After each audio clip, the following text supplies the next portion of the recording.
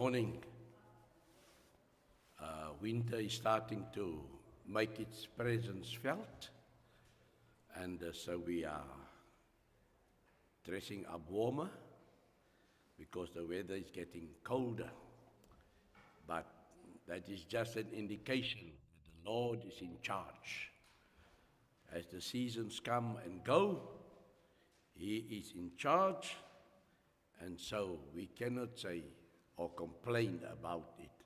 It's for good reason that there is seasons, because in God's wisdom, otherwise things would just be monotonous. So there's heat, there's warm summer, then there is autumn, and there's winter, and then there is springtime again. So we thank the Lord for that.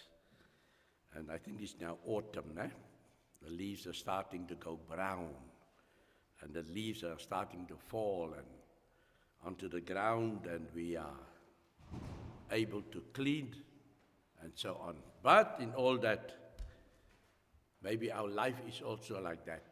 Sometimes we are and for away for the Lord, and then there comes a time that we are very cool.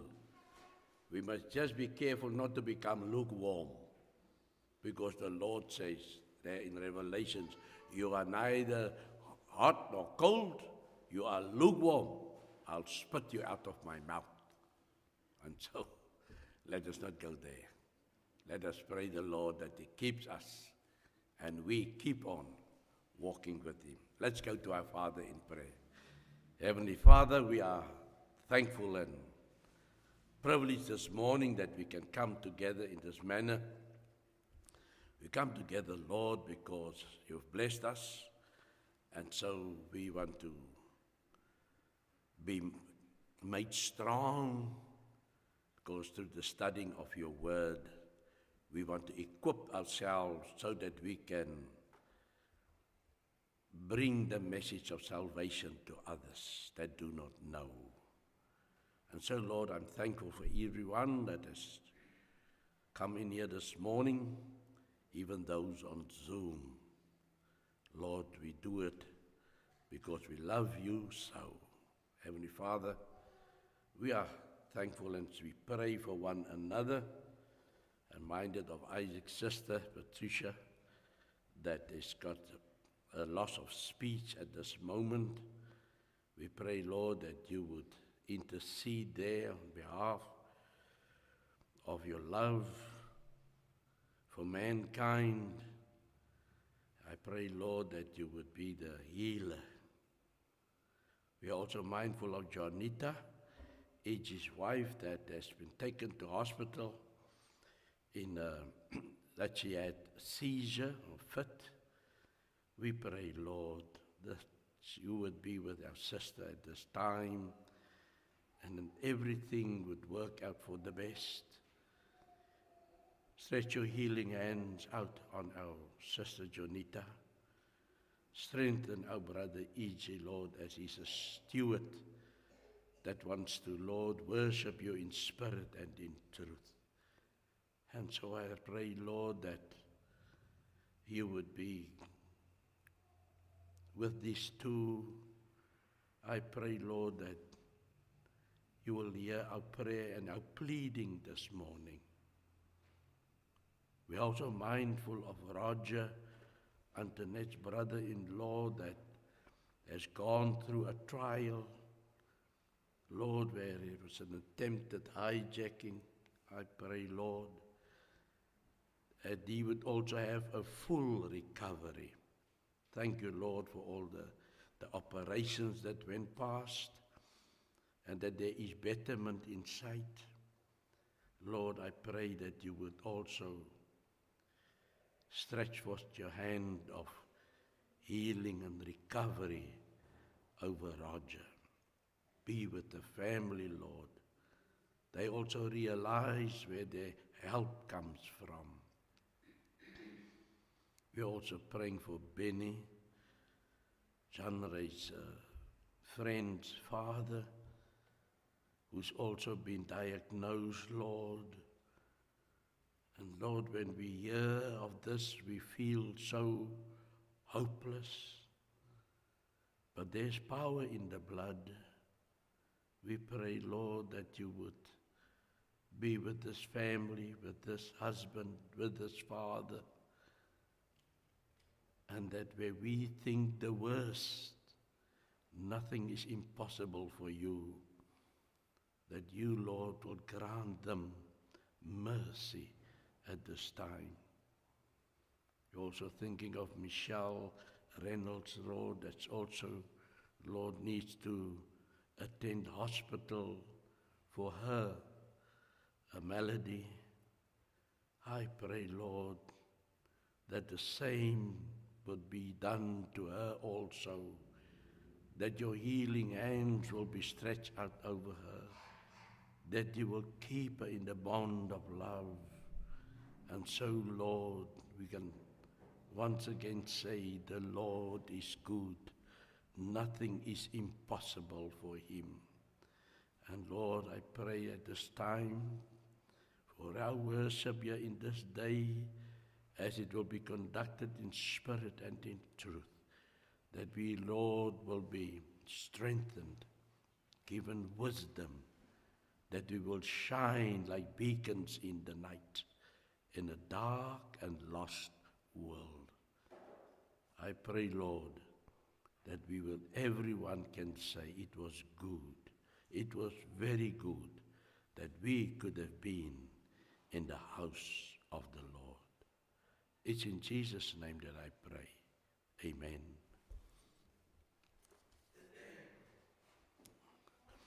So we're in the book of Daniel, and we're in chapter 7. Now, the book of Daniel is divided in, one can say, into two parts. And we are from 1 to 6, it is Daniel, all about Daniel and his faith. And not just Daniel, but Daniel and his friends, and how they kept the flame burning in Babylon. Babylon was an idol-worshipping country. They were there, one can say, as punishment, but it is more that God is refining them. God is building their faith. There's nothing better than when you realize it's your fault. You know, sometimes we can want to teach a child, or we want to teach a friend, or we want to help someone, and that person is like stubborn, and is, I know what to do. You don't come and tell me. But it is better when the friend or child or so find himself in the difficulty, and then you are there, and you say, I'm not judging you. I'm here to help you. And then you get good response. At the same, in chapters 1 to 6, Daniel has been used as an instrument so that in this idol-worshipping country, he could be this light to this people. Yes, not just to the king, but to all the king's wise men, and to all those, as we must know that we call it the grapevine. Almost I wanted to say the vineyard, but I knew it was something to do about grapes. The grapevine, that messenger, it is faster than the internet. And so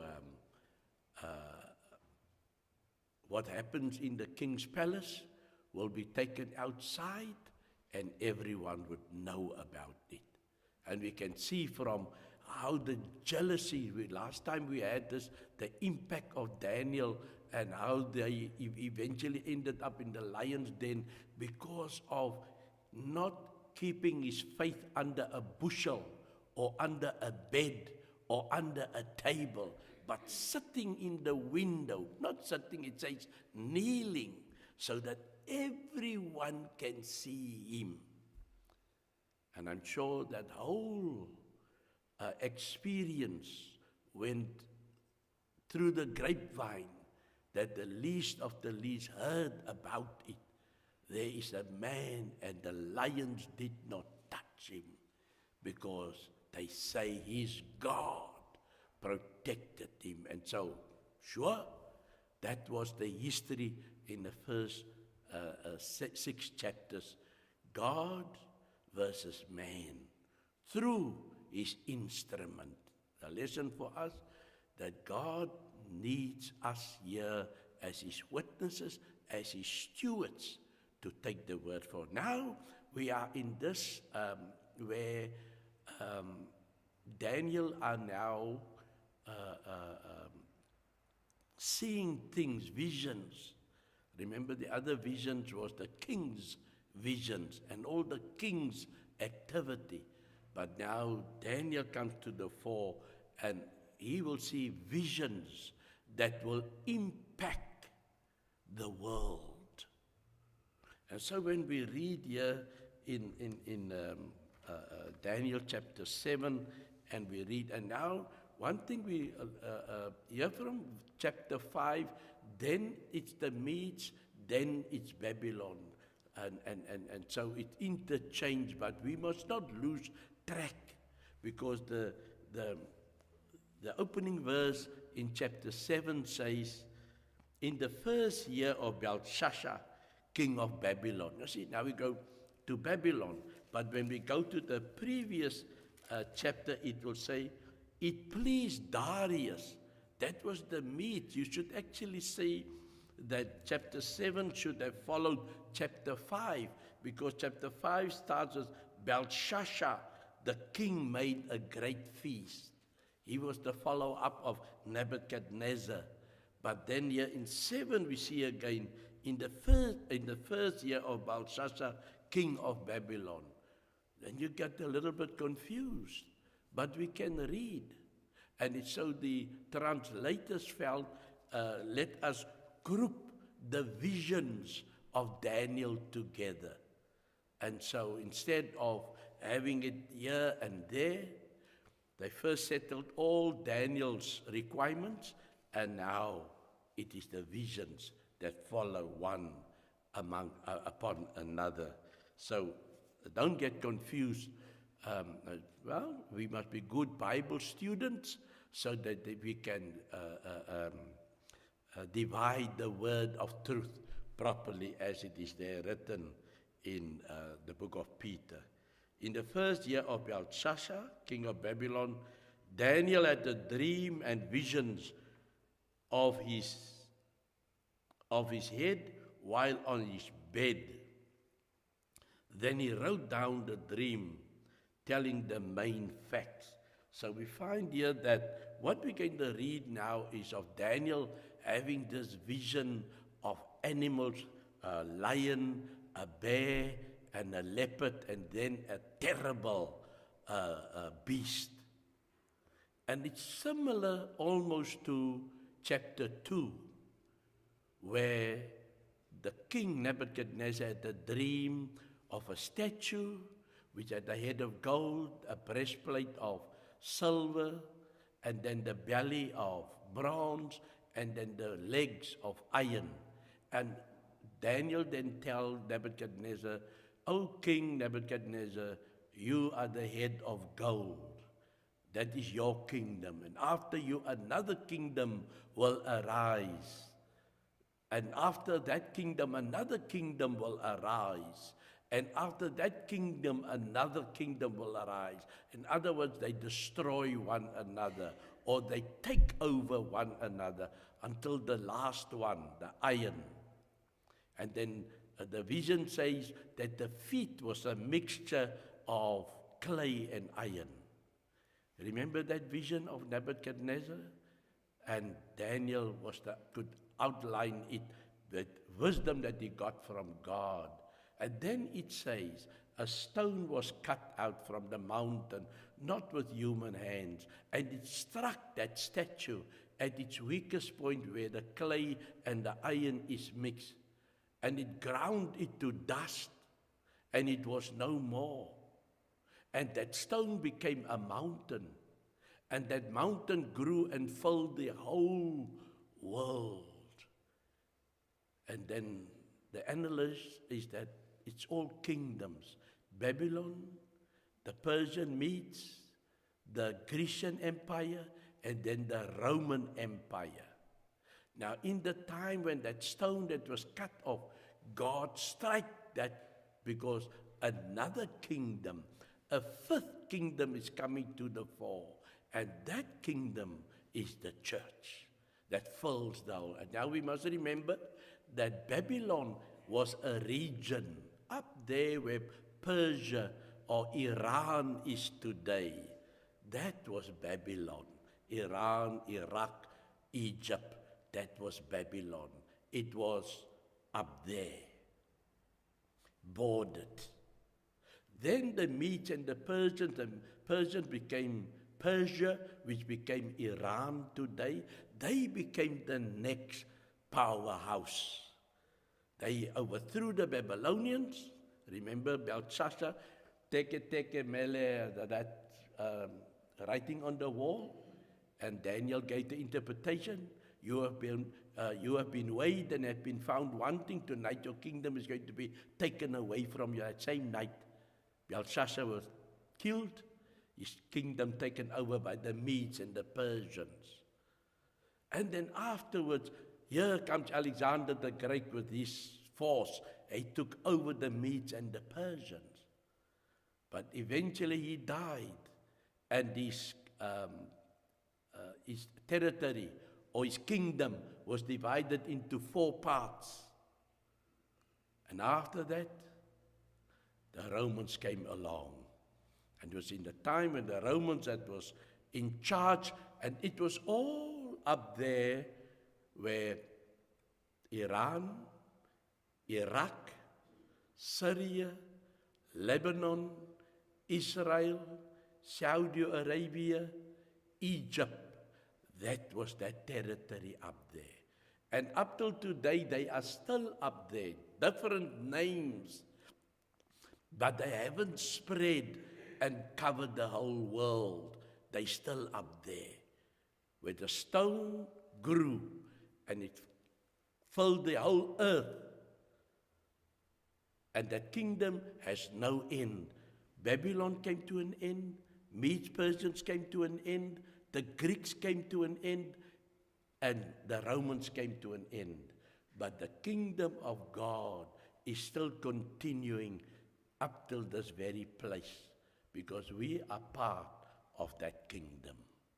And so, but now, as I say, Daniel is looking into the night visions, and look what he sees. He sees, I saw in my vision by night, and behold, the 4 winds of heaven were stirring up the great sea.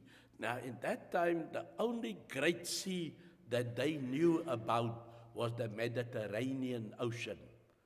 Or Mediterranean Sea. Ocean is Atlantic Ocean and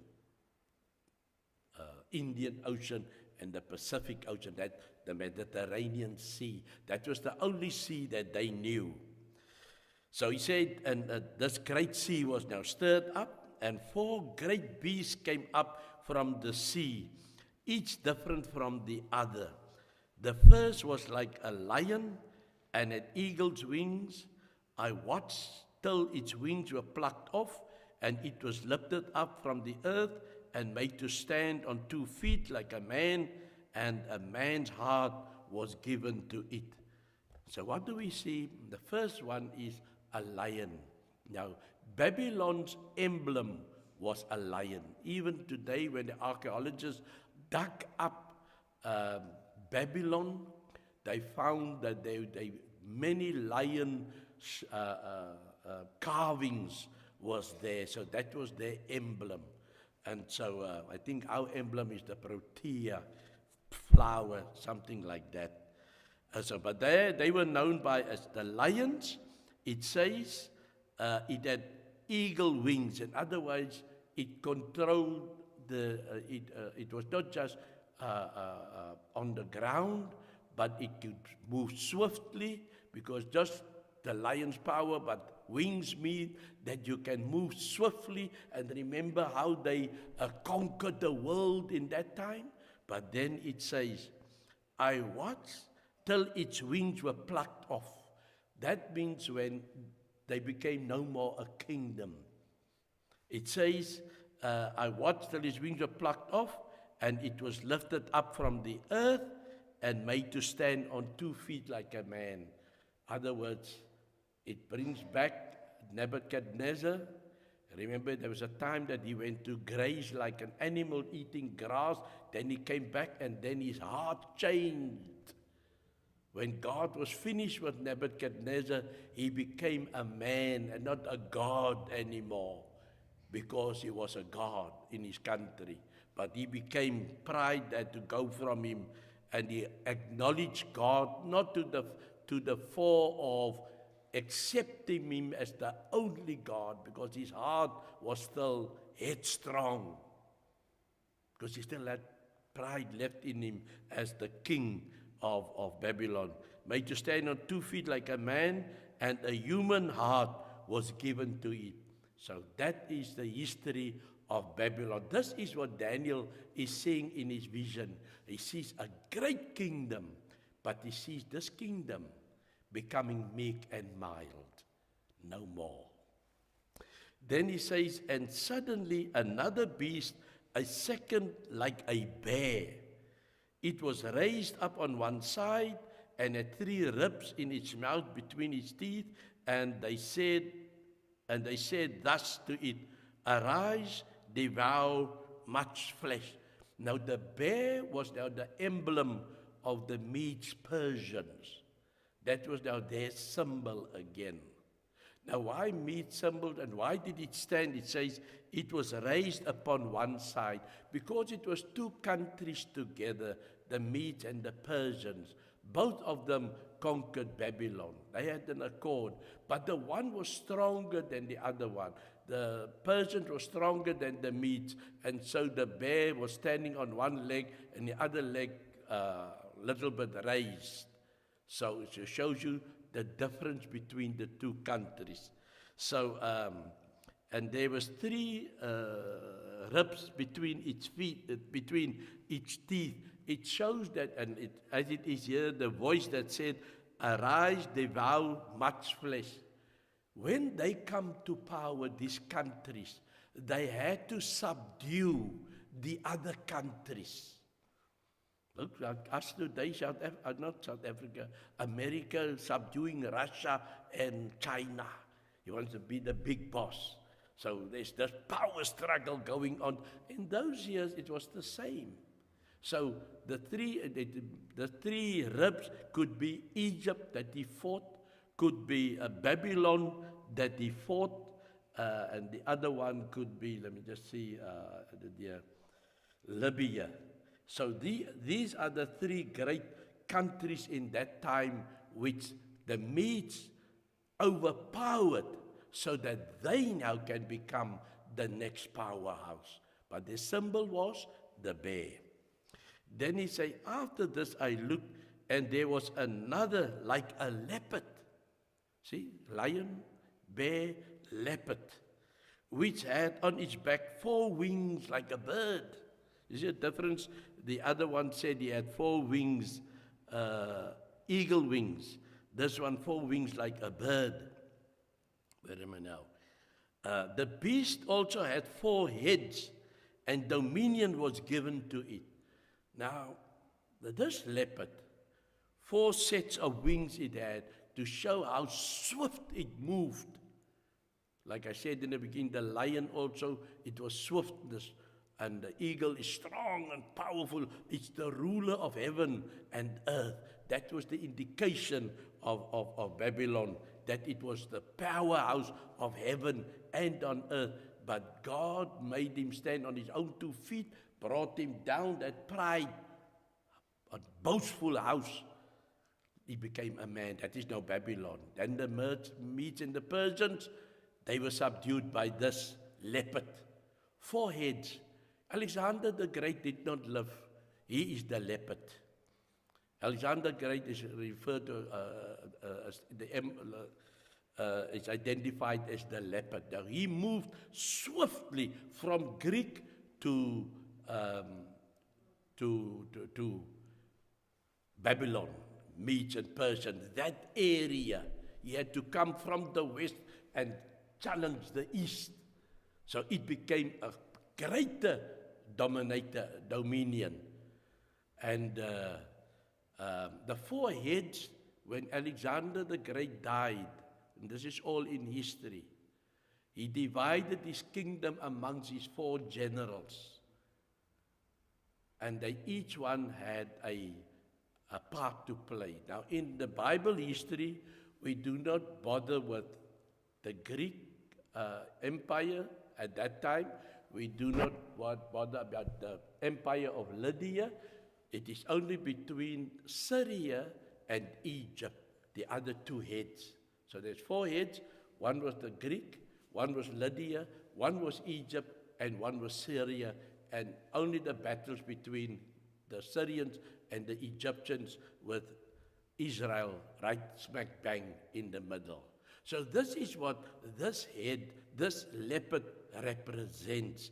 And it says 4 heads and dominion was given to it. It doesn't talk like ribs in his mouth and so on, but it just talks, it was one. The Greeks brought in one language at that time. They brought in much wisdom, books must be read and things like that. Through them, the biggest library was built because they built everything on wisdom. And I was, again, to take people away from God. They must not rely so much on God. They must rely on wisdom. And still the world is busy with that, to have wisdom. And taking even I don't want to go forward, but even today, the world wants to put God aside and say, go for wisdom. And then he say, after this I saw in the night vision, and behold, a fourth beast, dreadful and terrible. Now what we realize here, it does not reflect an animal. Lion, bear, leopard. None of that. Listen, he says, and this I saw in the night visions, and behold, a fourth beast, dreadful and terrible, exceedingly strong. It had huge iron teeth. It was devouring, breaking in pieces, and trampling the residue with its feet. They said when Rome was, we had Babylon, that, as we say, was introduced to Babylon, was a mighty power, but it was subdued by the Medes and the Persians. The Medes and the Persians were subdued by the Greek Empire. But when this Roman Empire came into being, history say they were cruel. They did not care.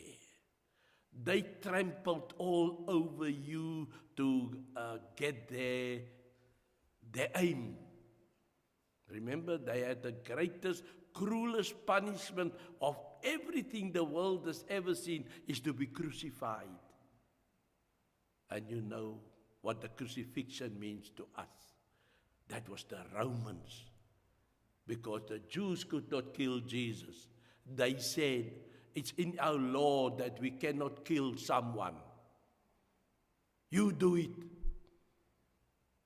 If it was the Greeks, it would have been a different way. If it was the Medes and the Persians, it would have been a different way. Maybe even the Babylonians, if they were ruling at that time. But it was the Romans, and this was them. Terrible. As we read it here, he was he was a fourth beast, dreadful and terrible and exceedingly strong. It had huge iron teeth. It was devouring, breaking in pieces, and trampling the residue with its feet. It was different from all the beasts that went before it, and it had 10 horns. You see? The only description that we have, it was not an animal description. It was way beyond what the world knew at that time. The world knew of Babylon that was controlled by a king that became lost his brave heart and became meek and mild. And so that was Nebuchadnezzar. Then we have the Medes, Darius and Cyrus, the two of them. But they had very good hearts because they let the children of Israel come back to Judea or to Palestine, to rebuild the temple and to rebuild Jerusalem. When the Greeks came in, it just says that they say, we all speak the same language. There's only one type of worship, idols. But when the Romans came in, they, honest truth, they destroyed everything so that they can be that superpower. Everyone feared them, the Romans. But in some ways it was good. There was good points coming from them, as we would learn from when Paul had to travel and taking the gospel from Jerusalem through Judea, through Samaria, unto the uttermost parts. Why could Paul do it? Because of the Romans. You would not dare step out of line with the Romans around. Do you get the picture? So Paul could travel, sleep next to the road, and be at peace because nobody was going to attack him because of the Romans. So in this weirdness, they subdued the whole world. And when they came to the Jews in Jerusalem, when the Jews approached them and said, we want to rule ourselves, they said, okay, you can rule yourself. You same as you don't worship idols. You don't worship Jupiter. You don't worship Saturnus. You don't worship any of the gods that we worship. You say you worship a God up there in heaven that nobody can see. All we can tell you is, don't get in our way. Don't get in our way. Rule yourself. Be in simplicity, but don't upset the apple cart. Then we will come down on you. So, the Jews had to oblige, and they behaved themselves. But when we learn in the Jewish history, remember, even when Jesus was to be crucified, Pilate was asking, who do you want me to release for you? Because there was always someone that was in jail, a leader that went against the Romans, and then they put down the uprising, because the Jews never wanted to be subjected. They always wanted to be king. And so the Romans subject them. And so even when the Lord, they say he was a robber. Barabbas was a robber. He was more than that. He was an upriser. He was a pain for the Romans. So they had to take him out of the system. And they let him go, and Jesus must be crucified. So there was always this conquest between the Jews, but they had to be well behaved. And that is why, to keep the peace, Pilate had to send Jesus to the cross. Because the Jews told him, if you don't do what we're saying, we're going to let Rome know that you're not a servant of Rome. You listen to crooks. Because by that time, Jesus was like a crook. He's causing trouble. Not he's the troublemaker. The Jews were the troublemaker. But I'm just bringing you now. And so this was this terrible kingdom. Now it says here, there was a horn. It had 10 horns. This terrible beast that had no shape. Was not a lion, was not a bear, was not a leopard, it was not an elephant, it was not a crocodile. It was just something that the world did not know. It had 10 horns. And he says, I was considering the horns, and there were another horn. So there was 10 horns, but there came up another horn. So that means there's 11 horns. and, and a little one coming up among them. So maybe you have 10 good horns, but you see a small little horn also growing up there. And that small little was said, before whom 3 of the first horns were plucked out by its root. That little was a camouflage. You looked at this as a tender little horn coming up, but it plucked out 3 of the horns that were before him. That means it left 7 and him 8. Then on the head, and there in this horn were eyes like the eyes of a man, and a mouth speaking pompous words, boastful, brag. This little horn. So you had 10 horns, a little one grew up, that little one pulled out 3 by its roots. In other words, easy terms, there were 10 kings, because horns mean a king. And this little king came up and he destroyed 3 kings, just like that. And he became the major king because he had eyes and a mouth and he was speaking awful things. Now,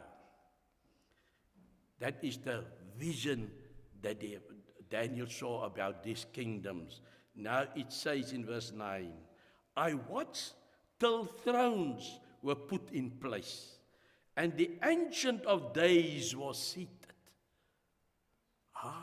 God is not left out of the picture. He had now this earthly kingdoms which is in turmoil. Nothing good is going on here. But then he sees in his vision, I watched till thrones were put in place, and the Ancient of Days seated. His garment was white as snow, and the hair of his head was like pure wool. His throne was a fiery flame, its wheels a burning fire. A fiery stream issued and came forth from before him. 1,000,000 ministered to him. 10,000 times 10,000 stood before him. The court was seated and the books were opened. Daniel viewed after these 4 images which he saw of animals and a terrible beast. He saw the Ancient of Days with a reflection. Look at this powerhouse. If you think that the terrible beast was a piece of power, look at this one, because it talks of everything that is fearful to man, in this sense that man respects it.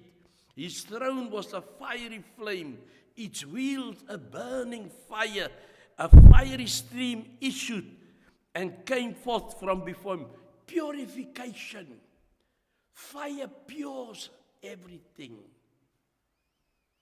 And then 1,000,000 ministered to him. They worshipped him. 1,000,000 is 1,000,000. 10,000 times 10,000 stood before him. Sounds like 1,000,000,000. Stood before him. The court was seated and the books were opened. Judgment. That means these 4 kingdoms, the bear, the lion, the bear, the leopard, and the terrible beast, they all will appear before the Ancient of Days. Then verse 11 says, I watched them because of the sound of the pompous words. Now, remember we just had an intercession now of God and his strength. I almost want to say like this is the 5th kingdom. The same like we had in the statue where the stone came and smashed that statue of Nebuchadnezzar at his feet and made it to powder. And the stone grew and filled the whole earth. Same we have here. But again, like that one was destroyed, everybody will have to pay judgment. Now he's saying here in verse 11, I watched them because of the sound of the pompous words which the horn was speaking. Remember the one little horn that plucked up the other tree, and he alone is now on that head, and he's got eyes and he's got a mouth that speak pompous things. I watched till the beast was slain. You can be who you are. You can be how terrible you are. You can be ever fearful you are. But when you meet God, you are destroyed when you're not part of Him. I watched till the beast was slain and his body destroyed and given in the burning flame. Let's go to Revelations, I think it's Revelations 18, and the hell was made bottomless pit for the devil and his angels and for the murderers and the liars and all those evil people, all goes into that bottomless pit. Huh? Even the terrible beast, there's a destiny for him. As for the rest of the beast, the lion, the bear, and the leopard, they had the dominion taken away, yet their lives were prolonged for a season and a time. Now when all this, it says, this terrible beast took them over. So when they were taken over, the Babylonians were not all killed, all outright and left, no Babylonians. It is only the government that is taken over and the people is left. And those the Persians came along and they just removed the government, but the people, but now it's more people, more nations, more tongues. And so the Greeks came along and they removed the ruling government. And their territory is now larger. But here, as I say, Alexander the Great wanted everybody to speak the same language. But the people still could, like we in South Africa, we speak Afrikaans, we speak English. We've got 11 languages in South Africa, if I understand me correctly. I think the 11th one is sign language. You see? So we also got a lot of languages. But South Africa still remains South Africa. So this is what this verse is saying. And for the rest of the beast, they had their dominion taken away. Yet their lives were prolonged for a season and a time. Babylon's people were still left there, but they spoke still their Babylonian language. The Medes and the Persians, they came along and they spoke Mede and Persian, and they still continued. And the Greeks came along and they spoke Greek and Aramaic and Babylonian and all kinds of language, until the Romans came along and the people just had to learn to speak Romans. All these countries and peoples will still remain. Only the government has been removed. Remember, Daniel is part of a government that has been removed. When Nebuchadnezzar came, he took all the princes of the house of David and he shipped them all to Babylon. Remember chapter 1 that says they had to eat, be taken care of, and to be learned the culture of the Babylonians. And then Daniel says, no, we are not going to defile ourselves with the food. He was devoted. Remember the last time, dare to be a Daniel. So this is the history. They were still, human beings were still left, the different languages. But remember, the government of the terrible beast was destroyed. Then, in conclusion, I'm seeing my time is running out. Verse 13. I was watching in the night vision. Remember, Daniel is still having this vision, this dream. And behold, one like the Son of Man. Remember, here he said the Ancient of Days, and how he described God. Snowy hair and hair as snow, garments as white as snow, and the head of pure wool. Now he's describing this one like the Son of Man, coming with the clouds of heaven. He came to the Ancient of Days, and they brought him near before him. Then to him was given dominion and glory and a kingdom to the Son of Man. Was given dominion and glory and a kingdom. Remember John chapter 1 verse 14. And we beheld his glory, the glory as of the Son of God. You see, he had dominion, he had glory and a kingdom that all peoples, nations and languages should serve him. His dominion is an everlasting dominion. And so we find, which shall not pass away, and his kingdom, the one which shall not be destroyed. And so we go back to Daniel chapter 2 and verse 44, and says it would be an everlasting kingdom.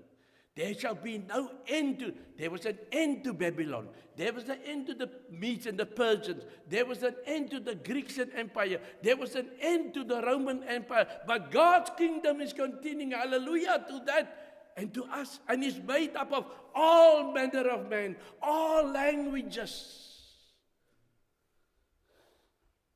And so, Daniel is not complete.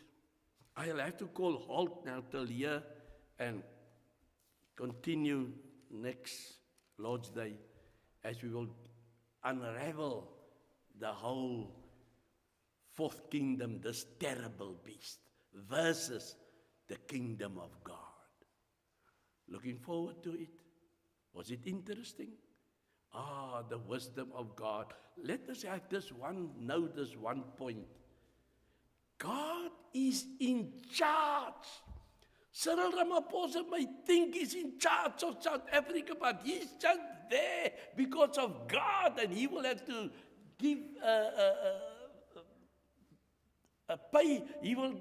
God will still deal with him, with Trump, with Putin, with Stemmer, with who's the guy there in China? Qingling. All of them are kingdoms and earthly kingdoms. They will all have to appear before the judgment day. And we're looking forward to that day because we're going to tell them, we told you so. We told you so. The book of Daniel is way ahead of you. Let's go to our Father in prayer. Thank you, Heavenly Father, that we can be made assured that there's an everlasting kingdom, that Christ has got dominion, that Christ has got glory, and that Christ has got a kingdom of He is the King of kings and Lord of lords. I pray, Lord, that we will not be tossed to and fro by every wind of teaching and learning, but we will remain close to the Word of God. Hear our prayer in Jesus' name. Amen.